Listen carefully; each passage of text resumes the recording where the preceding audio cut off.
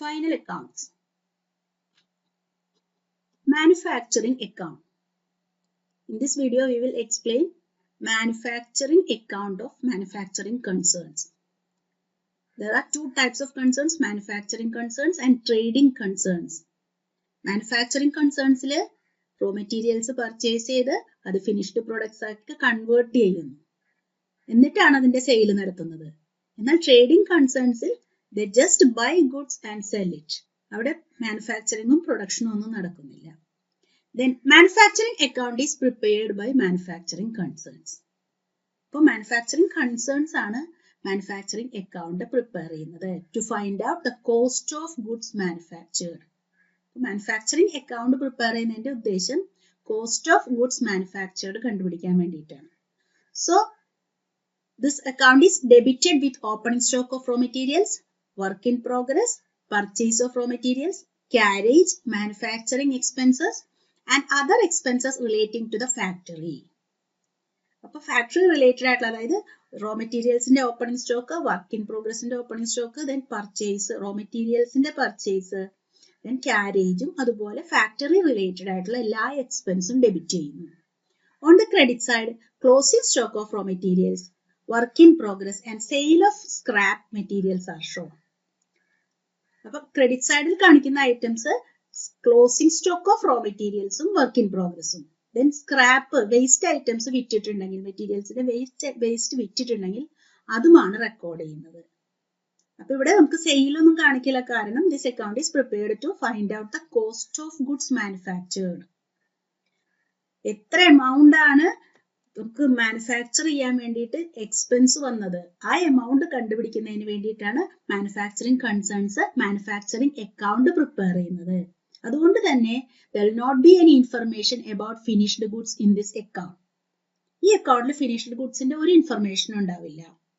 ആകെ റോ മെറ്റീരിയൽസും work in പ്രോഗ്രസും ദെൻ പർച്ചേസസ് അത് റിലേറ്റഡ് ആയിട്ടുള്ള, അതുപോലെ എക്സ്പെൻസ് ഫാക്ടറി റിലേറ്റഡ് ആയിട്ടുള്ള എക്സ്പെൻസും, ദെൻ റോ മെറ്റീരിയൽസിന്റെയും വർക്ക് ഇൻ പ്രോഗ്രസിന്റെയും ക്ലോസിംഗ് സ്റ്റോക്കും, എന്തെങ്കിലും സ്ക്രാപ്പ് മെറ്റീരിയൽസ് വിറ്റിട്ടുണ്ടെങ്കിൽ അതുമാണ് കാണിക്കുന്നത്. അപ്പൊ നമുക്ക് അതിന്റെ ഒരു ഫോർമാറ്റ് കാണാം. ഇതാണ് ഫോർമാറ്റ്. നമ്മൾ നേരത്തെ പറഞ്ഞു opening stock of raw materials and work in progress is debited. ഇവിടെ പൊതുവെ നമ്മൾ ഫോർമാറ്റ് ചെയ്യുമ്പോൾ വർക്ക് ഇൻ പ്രോഗ്രസിന്റെ ഓപ്പണിംഗ് സ്റ്റോക്ക് എഴുതും, ദെൻ റോ മെറ്റീരിയൽസ് എഴുതുമ്പോൾ പൊതുവെ എഴുതുന്ന ഒരു മെത്തേഡ് എന്ന് പറയുന്നത് opening stock of raw material plus purchase of raw material less closing stock of raw material. ഇവിടെ നമുക്ക് റോ മെറ്റീരിയൽസ് കൺസ്യൂംഡ് കിട്ടും.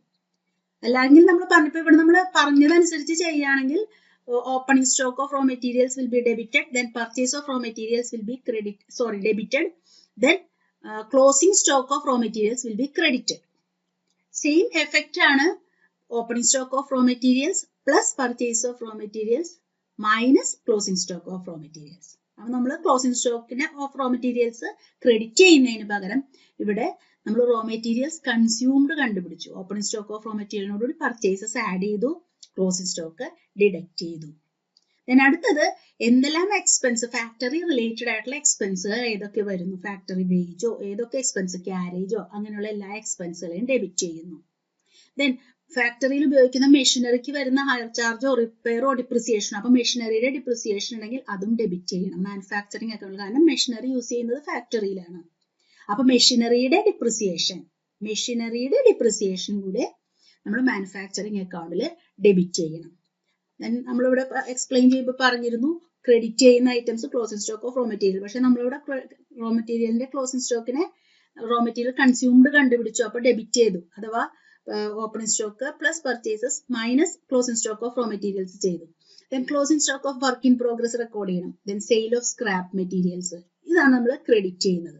Sale of scrap, closing stock of work in progress. ഇങ്ങനെയാണ് നമ്മൾ മാനുഫാക്ചറിങ് അക്കൗണ്ട് പ്രിപ്പയർ ചെയ്യുന്നത്. ഇതിൽ നമുക്ക് sales ഒന്നും കാണിക്കേണ്ട, കാരണം no information about the finished goods in this account is shown. ഈ അക്കൗണ്ടിൽ നമ്മൾ ഒരിക്കലും ഫിനിഷ്ഡ് ഗുഡ്സിന്റെ ഒരു ഇൻഫർമേഷനും ഇല്ല. Manufacturing account is prepared to find out the cost of goods manufactured. നമ്മൾ മാനുഫാക്ചർ ചെയ്ത ഗുഡ്സിന് എത്ര എമൗണ്ട് നമുക്ക് കോസ്റ്റ് ആയി, എക്സ്പെൻസ് വന്നു, ഇത് കണ്ടുപിടിക്കുന്നതിന് വേണ്ടിയാണ് മാനുഫാക്ചറിങ് അക്കൗണ്ട് നമ്മൾ പ്രിപ്പയർ ചെയ്യുന്നത്. അപ്പൊ നമുക്ക് ബാലൻസിങ് ഫിഗർ, അതായത് അക്കൗണ്ടിൽ ഡെബിറ്റ് സൈഡ് ആയിരിക്കും കൂടുതൽ, ആ ഡെബിറ്റ് സൈഡ് ഇങ്ങോട്ടേക്ക് എഴുതുന്നു, ബാലൻസിങ് ഫിഗർ നമ്മൾ ട്രേഡിംഗ് അക്കൗണ്ടിലേക്ക് ട്രാൻസ്ഫർ ചെയ്യുന്നു. ആ ബാലൻസിങ് ഫിഗർ ആണ് നമ്മുടെ cost of goods produced. Goods produce ചെയ്യുന്നതിന് വേണ്ടി വന്ന കോസ്റ്റ് ആണ് നമ്മുടെ ബാലൻസിങ് ഫിഗർ എന്ന് പറയുന്നത്. അപ്പൊ നമ്മളിവിടെ പറഞ്ഞതുപോലെ തന്നെ ഡെബിറ്റിൽ വരേണ്ടുന്നത് ഓപ്പണിംഗ് സ്റ്റോക്കിന്റെ, വർക്ക് ഇൻ പ്രോഗ്രസിന്റെ, റോ മെറ്റീരിയൽസിന്റെ ഓപ്പണിംഗ് സ്റ്റോക്കും വർക്ക് ഇൻ പ്രോഗ്രസും, അതുപോലെ തന്നെ purchase of raw material, carriage, manufacturing expense, then other expenses relating to the factory working. Then credit side il varunathu closing stock of raw material, work in progress, then sale of scrap materials.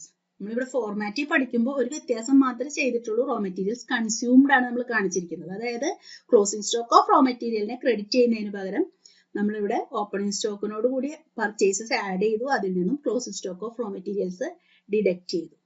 അപ്പൊ നമുക്ക് raw materials consumed കിട്ടി. രണ്ട് തരത്തിൽ എഴുതിയാലും effect ഒന്ന് തന്നെയാണ്. അപ്പൊ raw മെറ്റീരിയൽസിന്റെ information മാത്രമേ നമുക്ക് ഇവിടെ കാണിക്കുള്ളൂ. ഫിനിഷ്ഡ് ഗുഡ്സിന്റെ ഇൻഫർമേഷൻ ഒന്നും ഇവിടെ ഉണ്ടാവില്ല. Now we can solve a question. From the following particulars, prepare manufacturing account for the year ended 31/3/2018. Opening stock. Raw materials 3000, work in progress 4000, finished goods 8000.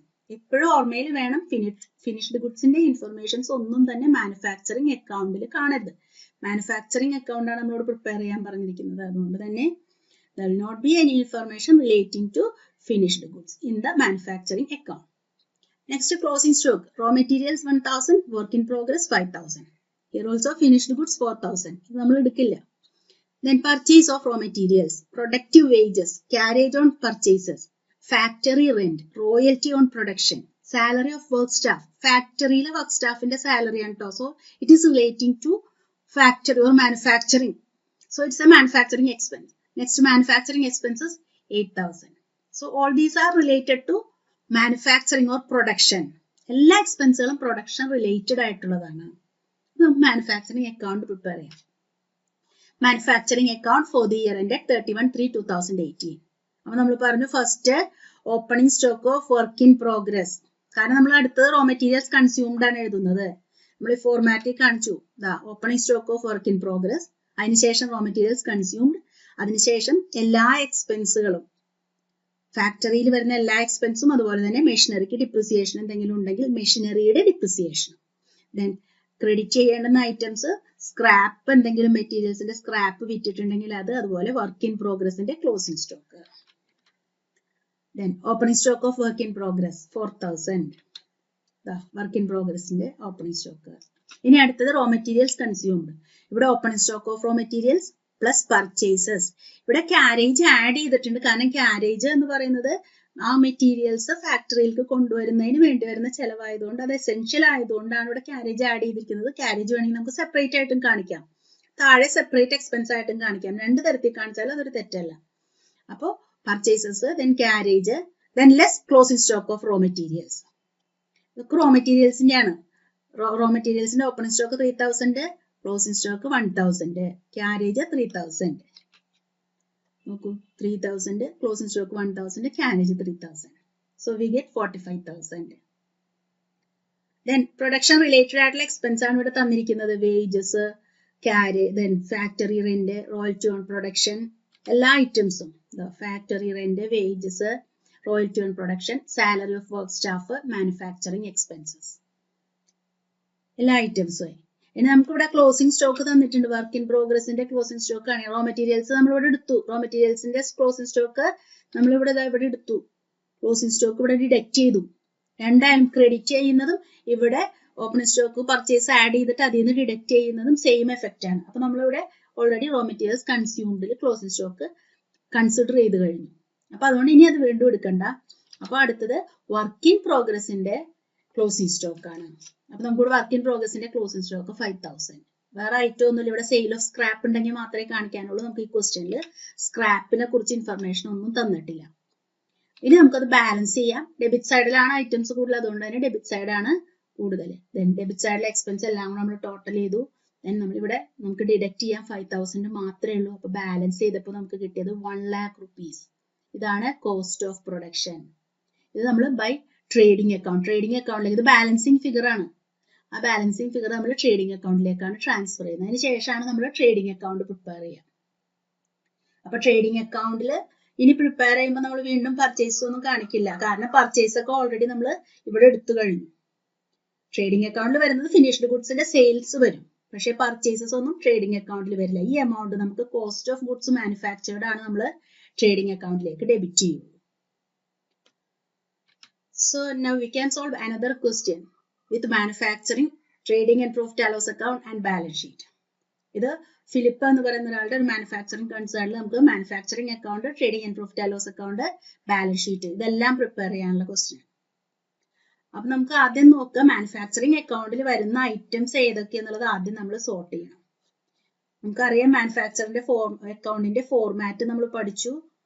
Raw മെറ്റീരിയൽസും work in പ്രോഗ്രസും then factory related ആയിട്ടുള്ള എക്സ്പെൻസും sale of സ്ക്രാപ്പും മാത്രമേ വരൂ. Finished ഗുഡ്സിന്റെ ഒരു ഇൻഫർമേഷനും വരില്ല. അപ്പൊ നമ്മൾ ഓരോ ഐറ്റംസും ചെക്ക് ചെയ്യുക. ക്യാപിറ്റല്, ഡ്രോയിങ്സ്, മാനുഫാക്ചറിംഗ് അക്കൗണ്ടിൽ വരുന്ന ഐറ്റംസ് ചെക്ക് ചെയ്യുക. അലഹബാദ് ബാങ്ക് അക്കൗണ്ട്, ബാങ്ക് അക്കൗണ്ടിന്റെ ക്രെഡിറ്റ് ബാലൻസ് എന്ന് പറഞ്ഞാൽ അത് ലയബിലിറ്റി ആണ്. നമുക്കറിയാം, നമുക്ക് ബാങ്ക് അക്കൗണ്ട് എപ്പോഴാണ് ഡെബിറ്റ് ബാലൻസ് വരുമ്പോഴാണ് നമുക്ക് അസെറ്റ് ആവുന്നത്. നമ്മുടെ അസെറ്റ് അക്കൗണ്ടുകൾക്കൊക്കെ ഡെബിറ്റ് ബാലൻസ് ആണ്. അപ്പോൾ ഒരു ബാങ്ക് അക്കൗണ്ടിന് ക്രെഡിറ്റ് ബാലൻസ് എന്ന് പറഞ്ഞാൽ അത് ലയബിലിറ്റി ആണ്. അപ്പോൾ അത് ബാങ്ക് ഓവർ ഡ്രാഫ്റ്റ് ആയിരിക്കും അത്. Then provision for bad and doubtful debts, ഇതിപ്പോ തന്നിരിക്കുന്ന ഒരു സ്റ്റേറ്റ്മെന്റ് ആണ്, ഇത് ട്രയൽ ബാലൻസ് അല്ല. Statement of balances of accounts ആണ് തന്നിരിക്കുന്നത്. അപ്പോൾ ഇത് പ്രൊവിഷൻ ഫോർ ഡൗട്ട്ഫുൾ ഡെബ്റ്റ്സ്, ഇത് ട്രയൽ ബാലൻസിൽ ക്രെഡിറ്റ് സൈഡിൽ വരുന്നതാണ്, കഴിഞ്ഞ വർഷത്തെ എക്സിസ്റ്റിംഗ് പ്രൊവിഷൻ ആണ്. ദെൻ പർച്ചേസ് റിട്ടേൺസ്, ഇതൊക്കെ ക്രെഡിറ്റ് സൈഡിൽ വരുന്നതാണ്. സെയിൽസ്, അപ്പോൾ സ്റ്റേറ്റ്മെന്റ് ഓഫ് അക്കൗണ്ട് ബാലൻസസ് ആണിത്, സെയിൽസ് റിട്ടേൺസ്. ദെൻ സ്റ്റോക്കിനെ കുറിച്ച് സ്പെസിഫിക് ആയിട്ടൊന്നും പറഞ്ഞിട്ടില്ലെങ്കിൽ നമ്മൾ സാധാരണ ട്രേഡിംഗ് അക്കൗണ്ടിൽ എടുക്കുന്ന സ്റ്റോക്ക് ആയിട്ട് അഥവാ ഫിനിഷ്ഡ് ഗുഡ്സിന്റെ സ്റ്റോക്ക് ആയിട്ടാണ് കൺസിഡർ ചെയ്യുക. റോ മെറ്റീരിയൽസിന്റെ സ്റ്റോക്ക് ആണെങ്കിൽ അത് സ്പെസിഫിക് ആയിട്ട് പറഞ്ഞിട്ടുണ്ടാവണം. അതല്ല എന്നുണ്ടെങ്കിൽ നമ്മൾ അതിനെ ഫിനിഷ്ഡ് ഗുഡ്സിന്റെ സ്റ്റോക്ക് ആയിട്ട് കൺസിഡർ ചെയ്യുള്ളൂ. അപ്പൊ നമ്മളിവിടെ ഡേറ്റ് നോക്കാം. നമുക്ക് അക്കൗണ്ട് പ്രിപ്പയർ ചെയ്യുന്ന ഡേറ്റ് 31/3/2011. ദെൻ അപ്പൊ നമ്മുടെ ഇത് ഓപ്പണിംഗ് സ്റ്റോക്ക് ആണ്. 1/4/2010 എന്ന് പറയുന്നത് ഓപ്പണിംഗ് സ്റ്റോക്ക് ആണ്, അല്ലെങ്കിൽ ഓപ്പണിംഗ് ഡേറ്റിലെ സ്റ്റോക്ക് ആണ്. Then plant and machinery, including machinery 5,000 purchased on 1/1/2011. അപ്പോൾ അതിൽ 17,000 ആണ് പ്ലാന്റ് ആൻഡ് മെഷീനറിയുടെ വാല്യൂ. അതിൽ 5,000 റുപ്പീസിന്റെ മെഷീനറി പർച്ചേസ് ചെയ്തിരിക്കുന്നത് ജാനുവരി 1 1/1/2011. നമ്മുടെ അക്കൗണ്ടിങ് ഇയർ എൻഡ് ചെയ്യുന്നത് 31/3/2011. അപ്പൊ 5,000 റുപ്പീസിനുള്ള മെഷീനറിയുടെ ഡിപ്രിസിയേഷൻ ഒക്കെ നമ്മൾ കാൽക്കുലേറ്റ് ചെയ്യുമ്പോൾ 3 മന്ത്സിന് മതി. ജാനുവരി, ഫെബ്രുവരി, മാർച്ച് 3 മന്ത്സിനുള്ള ഡിപ്രിസിയേഷൻ എടുക്കാൻ പാടുള്ളൂ. ഒന്ന്. രണ്ടാമത്തെ കാര്യം, മെഷീനറി എപ്പോൾ നമ്മൾ എടുക്കുമ്പോഴും മാനുഫാക്ചറിംഗ് അക്കൗണ്ട് പ്രിപ്പയർ ചെയ്യുന്നുണ്ടെങ്കിൽ മെഷീനറിയുടെ ഡിപ്രിസിയേഷൻ മാനുഫാക്ചറിംഗ് അക്കൗണ്ടിൽ കാണിക്കണം. Machinery is used in the factory. അപ്പോൾ മെഷീനറിയുടെ ഡിപ്രിസിയേഷൻ മാനുഫാക്ചറിംഗ് അക്കൗണ്ടിലാണ് കാണിക്കേണ്ടുന്നത്. ഡിപ്രിസിയേഷൻ കാൽക്കുലേറ്റ് ചെയ്യുമ്പോൾ ശ്രദ്ധിക്കണം. Then furniture 1,850, buildings 15,000, purchases 30,230. Purchases എന്ന് പറയുമ്പോൾ മാനുഫാക്ചറിംഗ് കൺസേൺ ആകുമ്പോൾ റോ മെറ്റീരിയൽസിന്റെ പർച്ചേസസ് ആണ്.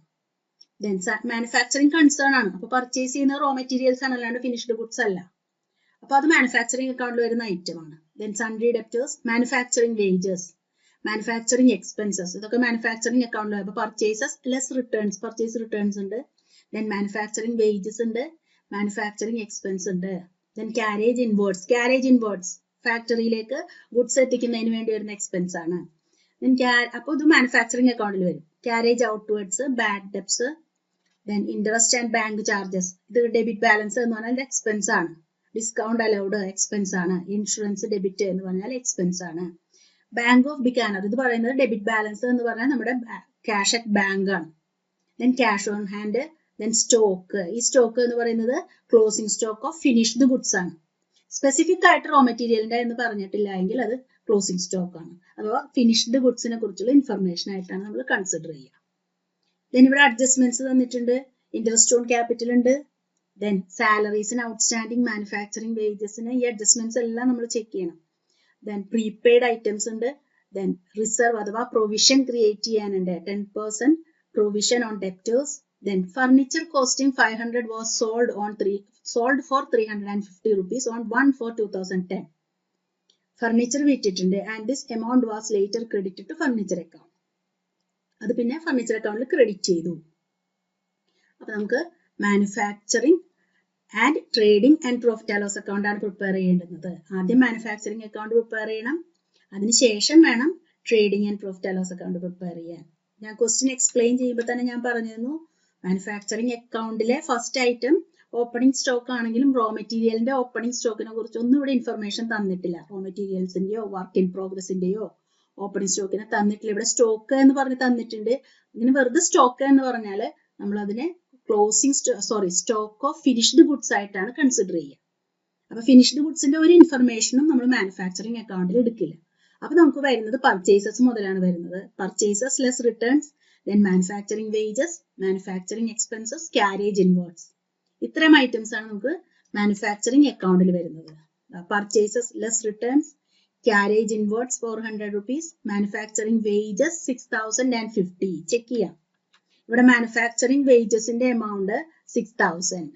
അപ്പൊ നമുക്ക് അഡ്ജസ്റ്റ്മെന്റ് ഉണ്ട്. മാനുഫാക്ചറിങ് വേജസിന്റെ അഡ്ജസ്റ്റ്മെന്റ് 50 rupees ഔട്ട്സ്റ്റാൻഡിങ്. അപ്പൊ ഔട്ട്സ്റ്റാൻഡിങ് എക്സ്പെൻസിന്റെ അഡ്ജസ്റ്റ്മെന്റ് എന്ന് പറയുന്നത് കൺസേൺഡ് എക്സ്പെൻസിനോട് കൂടിയിട്ട് ഔട്ട്സ്റ്റാൻഡിങ് എക്സ്പെൻസ് എത്രയാണോ അത് ആഡ് ചെയ്യണം. ദെൻ ബാലൻസ് ഷീറ്റിൽ ലയബിലിറ്റി ആയിട്ട് കാണിക്കുകയും ചെയ്യണം. അപ്പൊ ഇവിടെ manufacturing wages 6000 plus 50 rupees outstanding. അപ്പൊ 6050. Then next manufacturing expenses 5000. Manufacturing expenses 5000. അപ്പൊ നമ്മൾ എല്ലാ ഐറ്റംസും എടുത്തു. മാനുഫാക്ചറിങ് അക്കൗണ്ടിൽ വരുന്ന ഐറ്റംസ് എടുത്തു. അതിന് നമ്മൾ കോസ്റ്റ് ഓഫ് ഗുഡ്സ് മാനുഫാക്ചേർഡ് കണ്ടുപിടിക്കുന്നതിന് വേണ്ടിയാണ് പ്രിപ്പയർ ചെയ്യുന്നത്. അപ്പൊ അതിൽ വരുന്നത് റോ മെറ്റീരിയൽസിന്റെയോ വർക്ക് ഇൻ പ്രോഗ്രസിന്റെയോ ഓപ്പണിംഗ് സ്റ്റോക്കും ക്ലോസിംഗ് സ്റ്റോക്കും വരും. അതുപോലെ ഫാക്ടറി റിലേറ്റഡ് ആയിട്ടുള്ള എക്സ്പെൻസും, ദെൻ ഡിപ്രിസിയേഷൻ ഓൺ മെഷീനറി. മെഷീനറിയുടെ വാല്യൂ കാൽക്കുലേറ്റ് ചെയ്യുമ്പോൾ ഞാൻ പറഞ്ഞിരുന്നു, ഡിപ്രിസിയേഷൻ കാൽക്കുലേറ്റ് ചെയ്യുമ്പോൾ മെഷീനറി 17,000 ആണ് വാല്യൂ. പക്ഷെ അതിൽ 5,000 is purchased only on 1/1/2011. So depreciation is separately calculated for this 5,000. നമുക്കൊന്ന് ചെക്ക് ചെയ്യാം. The depreciation on plant and machinery. Then machinery 17,000. Less purchased on 1/1/2011 5,000. So അപ്പൊ ആദ്യം നമുക്ക് ഉണ്ടായിരുന്ന മെഷീനറി എന്ന് പറയുന്നത് 12,000 ആയിരുന്നു. അപ്പൊ 12,000-ന് നമുക്ക് ഡിപ്രിസിയേഷൻ ചാർജ് ചെയ്യാൻ പറഞ്ഞിരിക്കുന്നത് 10% ആണ്. മെഷീനറിക്ക് 10% ആണ് ഡിപ്രിസിയേഷൻ. അപ്പൊ 12,000-ന് 10% 1,200. Then 5,000 പർച്ചേസ് ചെയ്തിരിക്കുന്നത് 1/1/2011 അഥവാ ജനുവരി, ഫെബ്രുവരി, മാർച്ചിലാണ് നമ്മുടെ അക്കൗണ്ടിങ് ഇയർ അവസാനിക്കുന്നത്. അപ്പൊ 5,000 into 10/100 into 3/12 that is equal to 125. അപ്പൊ ടോട്ടല് 1,325. ഇതാണ് ഡിപ്രിസിയേഷൻ. അപ്പൊ ആദ്യത്തെ 12,000-ന് നമ്മൾ ഒരു വർഷത്തേക്ക് ഡിപ്രിസിയേഷൻ കാൽക്കുലേറ്റ് ചെയ്യുന്നു. Then 5,000 rupees-ന്റെ മെഷീനറി പർച്ചേസ് ചെയ്തത് 1/1/2011 അതിന് നമ്മൾ 3 months-ന് ഡിപ്രിസിയേഷൻ ചാർജ് ചെയ്യുന്നു. Total depreciation is 1,325. Depreciation for 3 months 5,000 into 10 divided by 100 into 3 divided by 12 that is equal to 125. അപ്പൊ നമുക്ക് ടോട്ടല് 1,325 ആണ് മെഷീനറിക്ക് വരുന്ന ഡിപ്രിസിയേഷൻ. നോക്കൂ 1,325. മെഷീനറി ഫാക്ടറിയിലാണ് ഉപയോഗിക്കുന്നത്. അതുകൊണ്ട് മെഷീനറിയുടെ ഡിപ്രിസിയേഷൻ നമ്മൾ മാനുഫാക്ചറിങ് അക്കൗണ്ടിലാണ് റെക്കോർഡ് ചെയ്യുന്നത്. ഇപ്പൊ നമ്മളെല്ലാം റെക്കോർഡ് ചെയ്ത് കഴിഞ്ഞു. ഇപ്പൊ നമ്മൾ ടോട്ടൽ ചെയ്യുന്നു. ദെൻ ക്രെഡിറ്റ് സൈഡിലേക്ക് എടുത്ത് എഴുതി. ബാലൻസിങ് ഫിഗർ ആണ് ഇത്. ട്രേഡിംഗ് അക്കൗണ്ടിലേക്കാണ് നമ്മൾ കാണിക്കുക ബാലൻസിങ് ഫിഗർ. ഈ ബാലൻസിങ് ഫിഗർ എന്ന് പറയുന്നത് cost of goods manufactured. We get 42,475. ഇനി നമ്മൾ ട്രേഡിംഗ് അക്കൗണ്ട് എഴുതുന്നു. ട്രേഡിംഗ് അക്കൗണ്ടിലെ ഫസ്റ്റ് ഐറ്റം ഓപ്പണിംഗ് സ്റ്റോക്ക് ആണ്. നമുക്കിവിടെ ഓപ്പണിംഗ് സ്റ്റോക്ക് തന്നിട്ടുണ്ട്. നമ്മൾ പറഞ്ഞു ഓപ്പണിംഗ് സ്റ്റോക്ക് എന്നൊരു ഐറ്റം സ്റ്റോക്ക് എന്ന് മാത്രം തന്നിരിക്കുന്നതുകൊണ്ട് നമ്മൾ അതിനെ ഫിനിഷ്ഡ് ഗുഡ്സ് ആയിട്ടാണ് കൺസിഡർ ചെയ്യുക.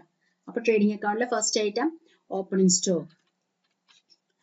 First item opening stock. Then cost of goods manufactured അതാണ് ഈ ട്രേഡിംഗ് അക്കൗണ്ടിനോട് കാണിക്കേണ്ടത്. കോസ്റ്റ് ഓഫ് ഗുഡ്സ് പ്രൊഡ്യൂസ്ഡ് നമ്മളിവിടെ റെക്കോർഡ് ചെയ്യുന്നു 42,475. ഇതിന്റെ കറസ്പോണ്ടിങ് ഡെബിറ്റ് ഇങ്ങോട്ടേക്ക് കാണിച്ചു 42,475. ഇനി ഇവിടെ വേറെ ഐറ്റംസ് എന്ന് പറയുന്നത് ഡയറക്റ്റ് എക്സ്പെൻസ് എല്ലാം നമ്മൾ ഇവിടെ റെക്കോർഡ് ചെയ്ത് കഴിഞ്ഞു. മാനുഫാക്ചറിങ് അക്കൗണ്ടിലാണ് നമ്മൾ ഡയറക്റ്റ് എക്സ്പെൻസ് റെക്കോർഡ് ചെയ്യുന്നത്. ഇനി നമുക്ക് ഫിനിഷ്ഡ് ഗുഡ്സിന്റെ സെയിൽസും ഫിനിഷ്ഡ് ഗുഡ്സിന്റെ ക്ലോസിംഗ് സ്റ്റോക്കും ട്രേഡിംഗ് അക്കൗണ്ടിൽ കാണിക്കുന്നു. അപ്പൊ ഫിനിഷ്ഡ് ഗുഡ്സിന്റെ സെയിൽസ് എത്ര? സെയിൽസ് ഇവിടെ തന്നിട്ടുണ്ട്. Sales less returns. സെയിൽസിന്റെ amount 67,500, returns 86 rupees. Then closing stock 7,550 rupees. So sales value 67,414. Then closing stock 7,550. So credit side ആണ് കൂടുതൽ, നമ്മൾ ടോട്ടൽ ചെയ്യുന്നു, അത് ഡെബിറ്റ് സൈഡിലേക്ക് എഴുതുന്നു. Then gross profit is 23,489. നമ്മൾ ബാലൻസ് ചെയ്യുമ്പോൾ നമുക്ക് ഗ്രോസ് പ്രോഫിറ്റ് കിട്ടി 23,489. ഗ്രോസ് പ്രോഫിറ്റ് ബ്രോട്ട് ഡൗൺ ചെയ്യുന്നു. ഇനി നമ്മൾ പ്രോഫിറ്റ് ആൻഡ് ലോസ് അക്കൗണ്ട് എല്ലാ എക്സ്പെൻസും ഡെബിറ്റ് ചെയ്യുന്നു. എല്ലാ എക്സ്പെൻസും ഡെബിറ്റ് ചെയ്യുമ്പോൾ അഡ്ജസ്റ്റ്മെന്റ്സ് എല്ലാം ശ്രദ്ധിച്ച് ചെയ്യണം. ദെൻ ഇൻകംസ് എല്ലാം നമ്മൾ ക്രെഡിറ്റ് ചെയ്യുന്നു. എക്സ്പെൻസ് ഓരോന്നായിട്ട് പ്രോഫിറ്റ് ആൻഡ് ലോസ് അക്കൗണ്ടിൽ വരുന്ന ഐറ്റംസ് ഓരോന്നായിട്ട് നമ്മൾ ക്ലാസിഫൈ ചെയ്യണം. ഇവിടെ ഡിസ്കൗണ്ട് റിസീവ്ഡ് ഇൻകം ആണ് 702. അപ്പൊ നമ്മൾ ക്രെഡിറ്റ് ചെയ്യണം. ഡിസ്കൗണ്ട് 702. ഇനി എക്സ്പെൻസുകളോ ഇൻകമോ ഏതൊക്കെയാണോ ഉള്ളത് അതൊക്കെ നമ്മൾ ചെക്ക് ചെയ്യാം. ദെൻ അലഹബാദ് ബാങ്ക് ഞാൻ നേരത്തെ പറഞ്ഞു ഇത് ലയബിലിറ്റി ആണ്. ബാങ്ക് അക്കൗണ്ട് ബാലൻസിന് ക്രെഡിറ്റ് കിടന്നാൽ അത് ലയബിലിറ്റി ആണ്, അത് ബാങ്ക് ഓവർ ഡ്രാഫ്റ്റ് ആണ്.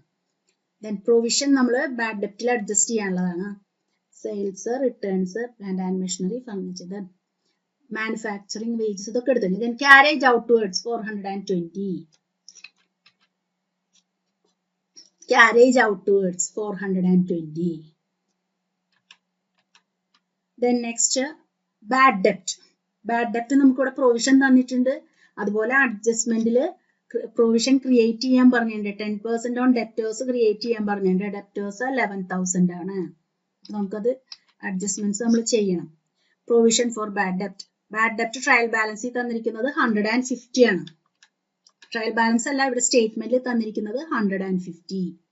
Then എക്സിസ്റ്റിംഗ് പ്രൊവിഷൻ തന്നിരിക്കുന്നത് 600. സൺഡേ ഡെപ്റ്റേഴ്സ് 11,000 ആണ്.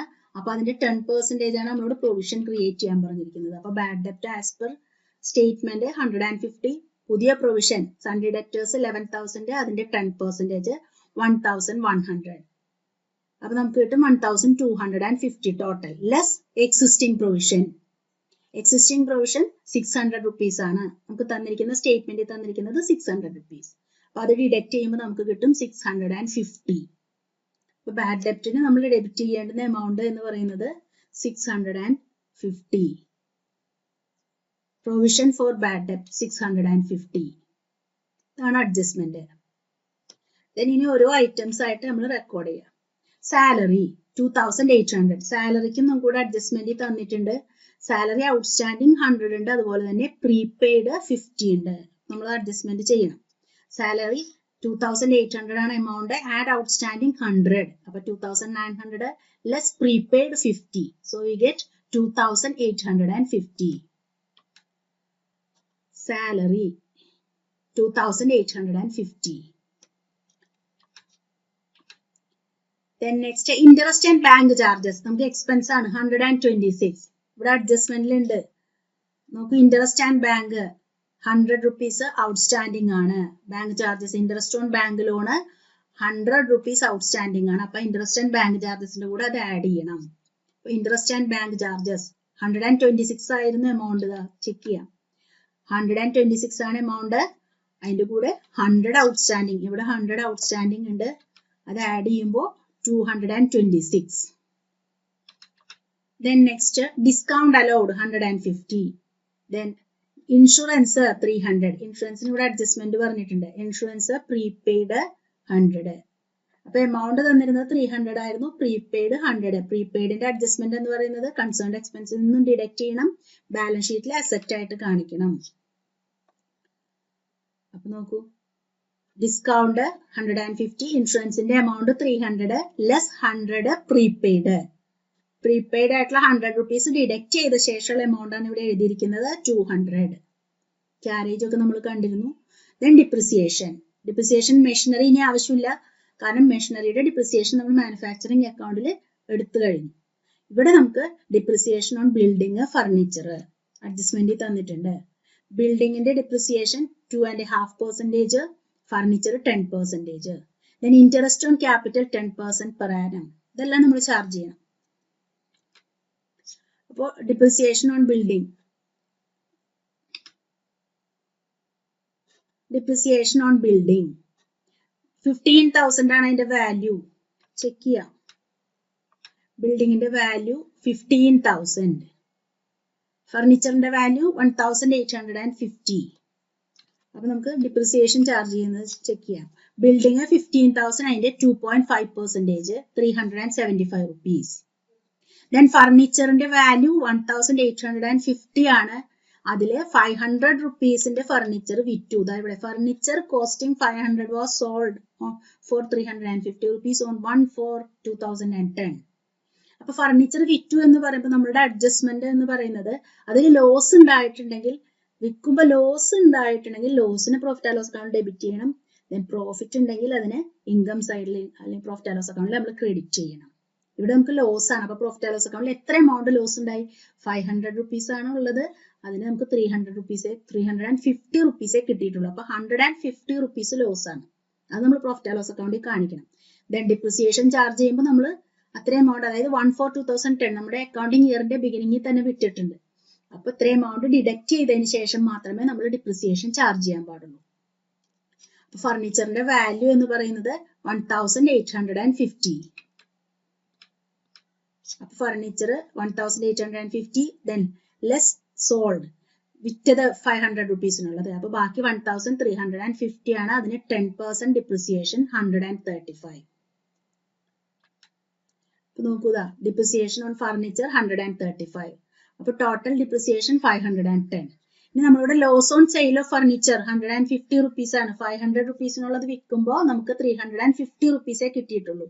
അപ്പൊ 150 rupees ലോസ് ആണ്. ആ ലോസ് കാണിക്കണം. Then interest on capital. ഇവിടെ നമുക്ക് ക്യാപിറ്റലിന്റെ എമൗണ്ട് 25,000 ആണ്.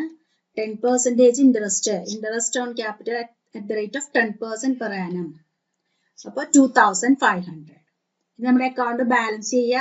ക്രെഡിറ്റ് സൈഡ് ആണ് നമുക്ക് കൂടുതൽ വരിക. സെയിം എമൗണ്ട് നമ്മൾ ഡെബിറ്റിലേക്ക് എടുത്ത് എഴുതുന്നു. ബാലൻസ് ചെയ്യുമ്പോൾ നമുക്ക് കിട്ടുന്നതാണ് നെറ്റ് പ്രോഫിറ്റ്. ഇവിടെ net profit 16,535. Now we can prepare balance sheet. Balance sheet as on 31st March 2011. Then ഇവിടെ ഫിക്സഡ് അസറ്റ്സ് ആണ് ആദ്യം എഴുതി. അതുപോലെ ക്യാപിറ്റൽ ആദ്യം എഴുതിയിട്ട് ഷോർട്ട് ടേം ലയബിലിറ്റീസ് അവസാനമായിട്ടാണ് എഴുതിയിരിക്കുന്നത്. മെത്തേഡിലാണ് ഇവിടെ ചെയ്തിരിക്കുന്നത്. അപ്പൊ ഫിക്സഡ് അസറ്റ്സ് ആയ ബിൽഡിംഗ് ആദ്യം എഴുതി. Building 15,000 less depreciation. Then plant and machinery total 17,000 ആയിരുന്നു. ദെൻ ആ ടോട്ടൽ ആദ്യം ഉണ്ടായിരുന്ന 12,000. ദെൻ അഡീഷണൽ പർച്ചേസ് 1/1/2011 നടത്തിയത് 5,000. അങ്ങനെ ടോട്ടൽ 17,000. Then depreciation 1,325. ഡിപ്രിസിയേഷൻ 1,325. ആ ഡിപ്രിസിയേഷൻ ഡിഡക്ട് ചെയ്തു. അപ്പൊ നമുക്ക് 15,675. ഫർണിച്ചറിന്റെ വാല്യൂ 1,850. ദെൻ വിറ്റ ഫർണിച്ചറിന്റെ വാല്യൂ അതിൽ നിന്ന് ഡിഡക്ട് ചെയ്യുമ്പോൾ 1,350 ലെസ് ഡിപ്രിസിയേഷൻ 135. ഫർണിച്ചറിന്റെ ഡിപ്രിസിയേഷൻ 135. ഇപ്പോ 1,215. ഇനി closing stock. Stock as on 31/3/2011 7,550. Stock 7,550. Debtors നമുക്ക് പ്രൊവിഷൻ ഡിഡക്ട് ചെയ്യാണ്ട്. പ്രൊവിഷൻ ക്രിയേറ്റ് ചെയ്തിട്ടുണ്ട്. ആ പ്രൊവിഷൻ ഡെപ്റ്റേഴ്സിന്റെ എമൗണ്ട് 11,000 ആണ്. Less provision 9,900. Then cash in hand, cash at bank. ക്വസ്റ്റ്യനിൽ നോക്കുക, cash in hand. Cash in hand 30 rupees. Cash at bank debit balance ഉള്ള bank ആണ് നമ്മുടെ bank balance. Cash at bank 140. Then നമുക്ക് prepaid items ഏതെങ്കിലും adjustment തന്നിട്ടുണ്ടെങ്കിൽ prepaid ഇൻഷുറൻസും ഉണ്ട്, പ്രീപെയ്ഡ് സാലറി ഉണ്ട്. അപ്പൊ മൊത്തം പ്രീപെയ്ഡ് എക്സ്പെൻസ് അസറ്റ് സൈഡിൽ വരുന്നത് 150 rupees.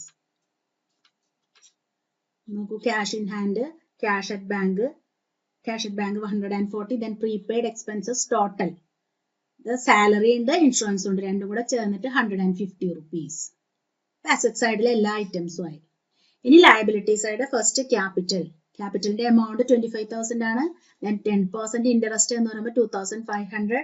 Then net profit 16,535 add ചെയ്യണം. ഡ്രോയിങ്സിന്റെ എമൗണ്ട് 7,000 ആണ്. അത് ഡിഡക്ട് ചെയ്യണം. So we get 37,034. Opening capital, add interest on capital, add net profit, less drawings, 37,034. The next item, bank overdraft. ഞാൻ ബാങ്ക് എക്സ്പ്ലെയിൻ ചെയ്യുമ്പോൾ പറഞ്ഞിരുന്നു credit balance ഉള്ളത് ഓവർഡ്രാഫ്റ്റ് ആണ്. Bank account എന്ന് തന്നിട്ട് ക്രെഡിറ്റ് ബാലൻസ് ഉണ്ടെങ്കിൽ അത് ഓവർ ഡ്രാഫ്റ്റ് ആണ്. So it's A liability. Then sundry creditors 8,000. ഇനി നമ്മൾ നോക്കേണ്ടത് ഔട്ട്സ്റ്റാൻഡിങ് എക്സ്പെൻസ് ഏതൊക്കെ. ഇപ്പൊ ബാങ്ക് ഓവർ ഡ്രാഫ്റ്റ് ഉണ്ട്, സൺട്രി ക്രെഡിറ്റേഴ്സ് 8,000 ഉണ്ട്. ഇനി വരുന്നത് ഔട്ട്സ്റ്റാൻഡിങ് എക്സ്പെൻസുകൾ എല്ലാം. അപ്പോൾ 100 plus 50 plus 100 250 rupees outstanding expenses liability ഉണ്ട്. നോക്കൂ, bank over draft 4,000, sundry creditors 8,000, outstanding expenses 250. So we get 49,285. രണ്ട് സൈഡിൽ നമുക്ക് 49,285. ഇവിടെ നോട്ട്സ് ആയിട്ട് കൊടുത്തിരിക്കുന്നത് പ്രൊവിഷൻ ക്രിയേറ്റ് ചെയ്യുന്നതാണ്. ഇത് ഓൾറെഡി ഞാൻ അവിടെ വേറെ സ്ലൈഡിൽ കാണിച്ചിട്ടുണ്ട്. ദെൻ വീഡിയോ മാക്സിമം ഷെയർ ചെയ്യുക. എൻ്റെ ചാനൽ എല്ലാവരും സബ്സ്ക്രൈബ് ചെയ്യുക.